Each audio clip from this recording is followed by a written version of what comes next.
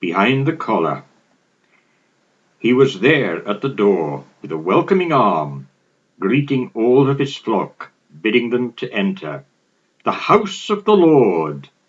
He oozed out a charm, good book at hand, dressed out all in splendour. He stood high in his pulpit and raved about issues that moved him to speak, of the ways that sinners were to be saved, and the world would belong to the meek. He spoke to the rows who stared from the pews, who followed this faith once a week, sometimes wishing they were in his shoes, building their pride in this religious streak. Today, he began, warming to his favourite address, I shall speak of the fallen, the sinners, the whores, she who, like the serpent, seduces with soft caress. There are those in the village. He'd perfected that pause.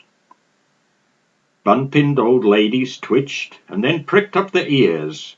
Here was the gossip for afternoon teas. Eyelids rose from sleep. Lips smacked and licked. He revelled in the silence, searching out fears.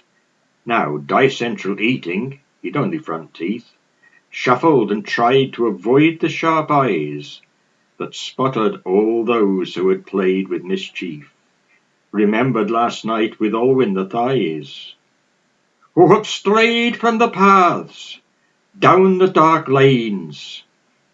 He leaned over the pulpit, warming to a theme that sent young men dreaming.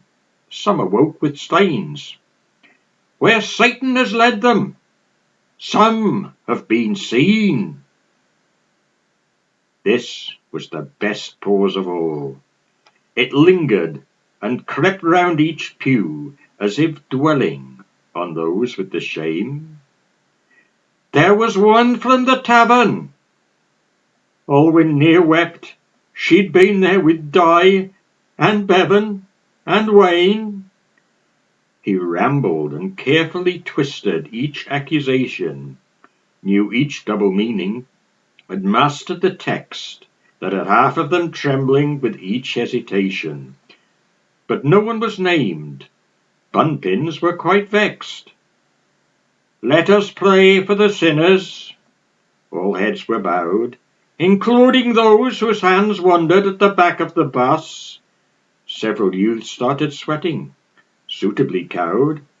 Some who are with us today. Uric muttered a cuss. Heads began turning, all in one direction. Uric looked at the tiles and wished he were dead. Menai was blushing. She'd felt his erection. Why couldn't he have taken the next bus instead? Bun-pins were nodding, glancing sideways and smiling. They all knew Nain Williams took the bus at those times. She had eyes, ears, and a nose, not for deceiving, and every word that was whispered she'd turned to 10 lines. Llynwen struck up on the organ, and they sang a last hymn, made each syllable clear, reached all the high notes, and they thanked the priest who had saved them from sin, dropping coins on the plate as they reached in their coats.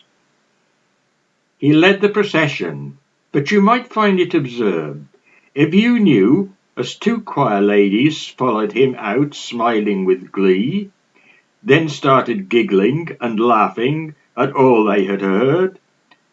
They'd had a threesome last night, and the collar was number 3.